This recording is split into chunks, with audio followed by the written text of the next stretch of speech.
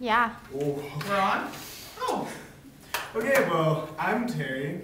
I'm Mikkel. And this is Dateline. While there are plenty of pop culture in America today, the interesting topic around America these days has to do with a piece of technology that has forever reshaped our definition of communication. Mikkel, can you guess what it is? You know, Terry, I'm lost. Are you kidding me? It's telephones. And I'm not talking about the ones that are wired to the house, I'm talking about cell phones. Did you know that 1 in every 2 people actually have a cell phone? This means that 3.3 billion people around the world have a cell phone. And the interesting fact enough is that these devices were initially made to contact others by word of mouth, but it has evolved into contacting others into the world of text.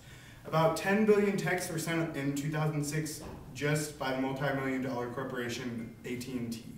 And you know what?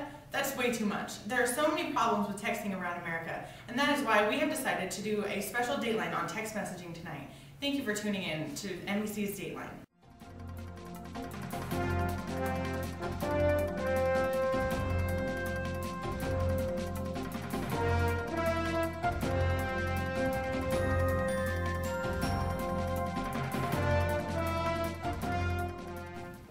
The new texting craze is obviously what it's all about in America today.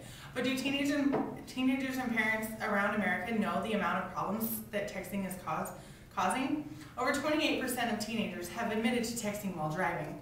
Not only does this affect the safety of ourselves, but it affects the safety of the millions of other commuters to and from work, as well as other various destinations around. And you know what, Mikkel? That's pretty scary. I don't want to be on the road with some crazy teenager who's just gotten their license and is texting, spending more time paying attention to what they're writing than the car in front of them that they're about to run into because of their lack of ability to notice that the person in front of them had to slam on their brakes for a stupid pedestrian. Like, really? It's actually proven that the amount of texting people are doing today, both young and old, so you know, my little cousin and your 90-year-old grandma, has been known to drop their IQ up to 10 points. And that's crazy. Like, mine isn't even that high to begin with. I don't want to be losing more IQ points. And you know, the reason that this is because many people fail to realize that they're typing acronyms such as LOL, in case you didn't know, that's laugh out loud, or BRB, as I say burb, be right back. And they even sometimes slip it into their everyday lingo. I've done it a few times. And not to mention the effect that it's having on students in their classes. Just recently, when the cell phone boomed, junior high and high schools have had to start strictly enforcing no phone rules during class.